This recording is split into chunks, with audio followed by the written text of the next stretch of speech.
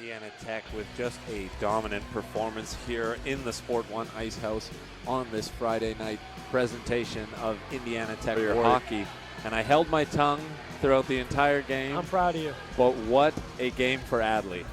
Beautiful performance. As we started to get to the end of the third, I really wanted to start saying just, unbelievable shutting the door, but I didn't want to jinx the shutout, so I held my tongue, and now Indiana Tech comes away 6-0. Adley gets the shutout. Oh, what were we saying? It was it was last game that she had a shutout, so 2 shutouts in a row for Adley. Just unbelievable performance for her tonight. Just exactly what you love to see. Going to see if maybe Varner gets an opportunity to come back in the next game, but Adley super dominant in this game. What a play for the Warriors. A fantastic set from Joey Hermes, sitting his butt on the court, but still manages to put it in the right spot for his teammates. And now Indiana Tech double the points of the Grey Wolves, 16-8 here in the third set. And as you said, the reigning Defensive Player of the Year, Corey McKinney, he's had himself quite the season so far on the defensive end, as he's averaging 3.7 rebounds per game, which doesn't seem like a lot, but as a guard in such a height-dominated sport, it's something you gotta give him a cap to. And he also has 1.7 steals per game for this Warriors squad, so he does a great job at forcing those turnovers and then also grabbing the ball when those turnovers come awry. Well, I'll tell you one thing, if Roosevelt wants any opportunity at coming back in this game, they just got to find more shots on Funk, taking way too many shots in from Indiana Tech and not doing a good enough job at just keeping that possession in the Warriors zone. So many shots coming on Nick Kotz tonight. No wonder Indiana Tech up 5-1. They did have some beautiful goals out there tonight, but majority of these opportunities just coming from the fact that Indiana Tech has just been peppering Kotz all throughout the night. Really, statistically speaking, not a bad set for Indiana Tech, but it's just what we were talking about over that break. It's the emotion and the heart that we know this Indiana Tech squad to just play with every match out. So let's hope that coming into this fifth set, Kyle Shondell can rally the troops and get us into this tiebreaker set with a heck of a lot of energy. Yeah. Well, I mean, step one's just got to be keeping it simple. Trying to do anything fancy at this point in the game, down 3-0, 20 minutes left to play. That's just not what's going to get it done to mount a comeback here. Definitely got to try and just keep those shots raking in. Maybe look for some rebound goals if Adley's given up any. But Indiana Tech doing a great job at just locking up on defense and just really giving them no offensive opportunities. It's like you said earlier on in that period, it's mainly been played in the Rhode Island two-thirds of the ice throughout the game. Indiana Tech just doing a great job at having no cracks in that defense.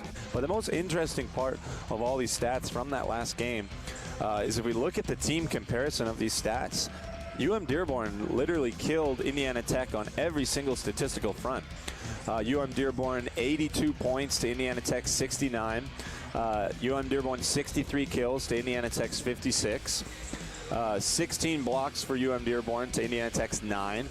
58 total assists for Dearborn to Indiana Tech's 50. And 78 total digs for the Wolverines compared to the Warriors' 69. So interestingly enough, even though Dearborn dominated Indiana Tech on the statistical side of the game through that last matchup, Indiana Tech narrowly came away with the win, getting that 26-24 set win in set number 3, the 25-23 set win in set number 4, and then kind of dominated them in that fifth set, 15-11. And this was another match where Indiana Tech dropped the first 2 sets and then managed to come back and win in the fifth. And something that's kind of slept on, I know this from being a defenseman playing hockey earlier on in my life, is that those point shots got to stay low down on the ice. You saw a couple times here in the last couple minutes when they're taking those low shots from the point, those are the ones that are going to make the most contact with the net, pop out for rebounds, and they have the biggest likelihood of getting tipped in. So a lot of scoring opportunities from Potter on that play. A single shot made from the field.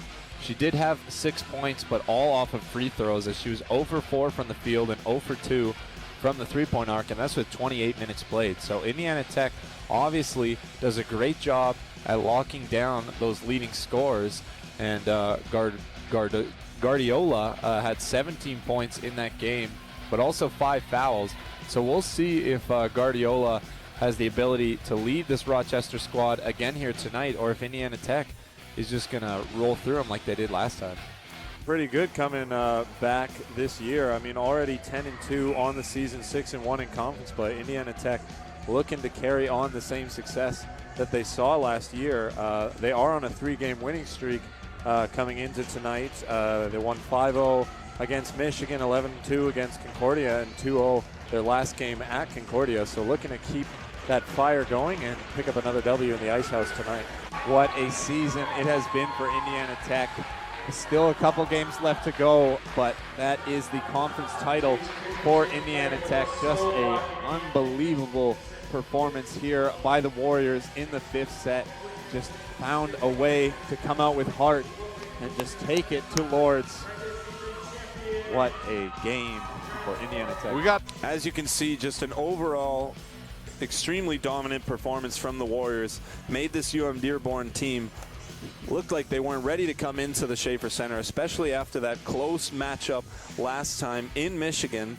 A reminder, that match was 15-11 in the 5th set for Indiana Tech, but the Warriors just coming out firing on all cylinders here tonight. And that's going to do it here for our broadcast in the Schaefer Center. From Summit City Sports, I'm your host, Tyler Sinclair. Thanks for joining us, and we will see you again here in the Schaefer Center to cover Indiana Tech women's volleyball. Thank you, and enjoy the rest of your afternoon.